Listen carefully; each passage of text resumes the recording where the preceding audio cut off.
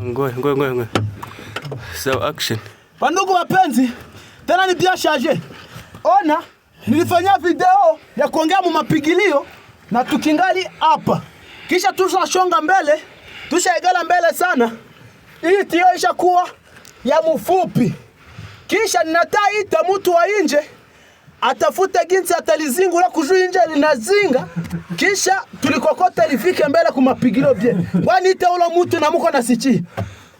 Jishimo! Mtoto wangu vipi wewe? Zingula ila tiyo ishakuwa ya mfupi mtoto wangu. Mulizingula kisha sikia.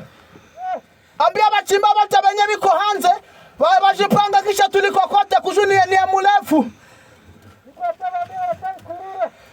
Tuikulule kujui ifike hapa mbele. Ona. Baba bashapata mushosi. Basha muona. Walianza kukulegeza.